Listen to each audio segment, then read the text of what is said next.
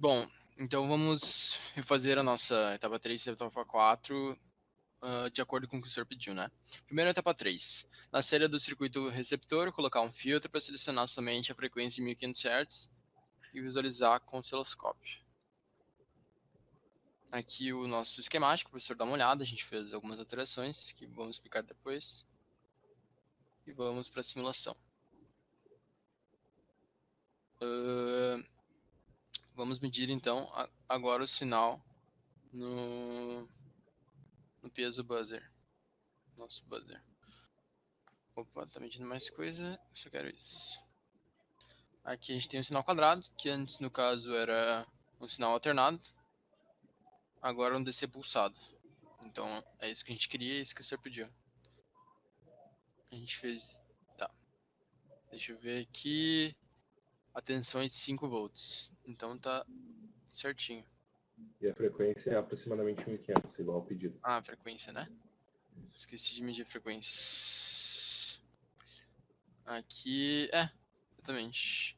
1618, 1577. Aproximadamente 1500, que é o que a gente quer. Agora vamos para a explicação do esquemático. Então, o que a gente fez em relação ao outro circuito foi basicamente adicionar um transistor na saída do filtro, essa faixa. Porque daí quando a gente tem o pico da senoide, ele vai saturar o transistor e daí a gente vai ter uma onda quadrada ao invés de uma onda senoidal, né? Pois ele não vai admitir os valores negativos. Daí a gente basicamente espelhou o circuito que a gente tinha no primeiro transistor, né? Com um resistor de 220 na base e um resistor de 180 no coletor. Como o peso buzzer está operando em paralelo ao transistor, quando o transistor saturar, o peso buzzer vai estar desligado, e quando o transistor cortar, o peso buzzer vai ligar, tendo um sinal igual à saída do 555. Então, Agora o cálculo do filtro. de novo, a gente vai mostrar os valores que a gente calculou, né? A gente escolheu um indutor de 18 mA, né? Arbitramos esse valor, porque no Almox a gente consegue com fácil acesso esse componente. Então, basicamente, escolhendo o indutor, a gente consegue chegar ao capacitor, pois 1500 igual a 1 sobre 2π raiz de LC. Daí, aplicando aí a equação, a gente chega que a gente precisa de uma capacitância de 6,3 vezes 10 a menos 7. A gente arredondou para um valor comercial de capacitor e encontramos o valor de 620 nanofarads.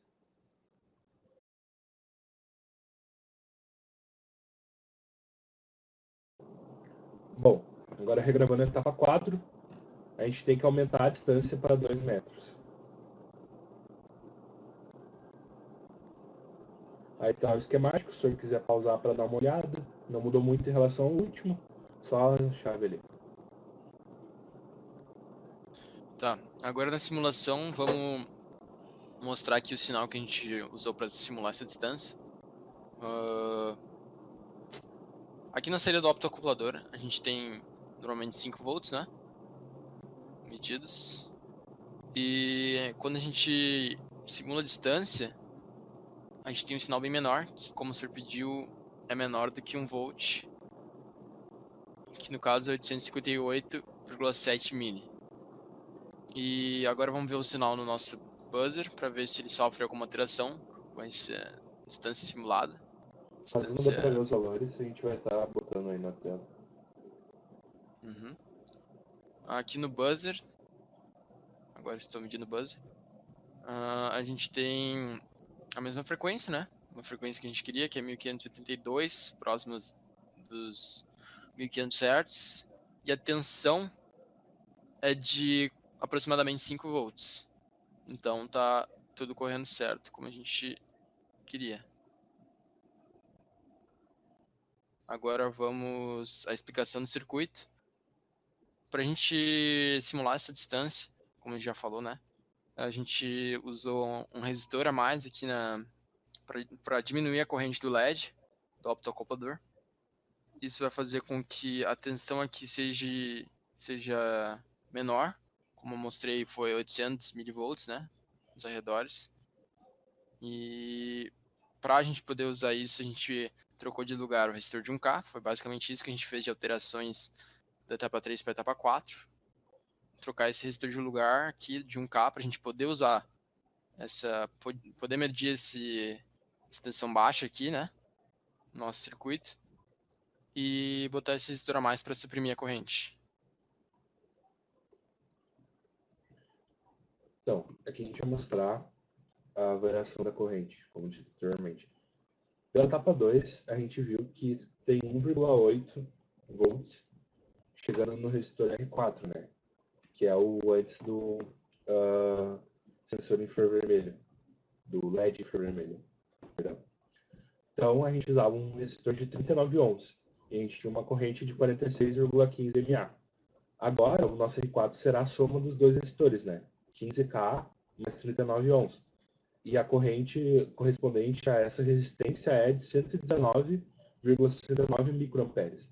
Para ver quantas vezes diminuiu, a gente vai dividir uma corrente pela outra, né? Que é 46,15 mA dividido por 119,69 microamperes, dando 388,5. Ou seja, a corrente que a gente tem agora é 388 vezes menor do que a gente tinha antes. Então, como o senhor pediu, deve simular uma boa distância isso, né?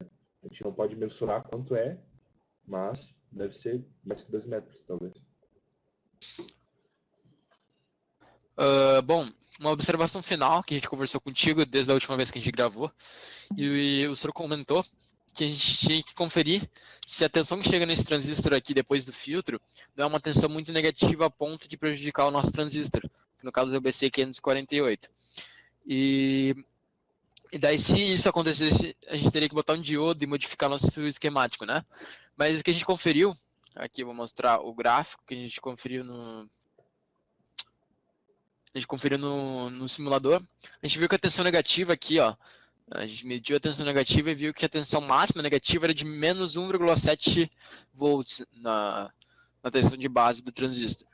E a gente conferiu no datasheet do BC548 que a tensão máxima de VEB, ou seja, tensão máxima de VBE negativa, né? Tensão máxima negativa de VBE é 6 volts. Ou seja, aquele 1,7 que a gente achou na medição do simulador não vai ser algo ruim para o nosso transistor. Então a gente não vai precisar botar um diodo e por fim não vamos precisar editar nosso esquemático.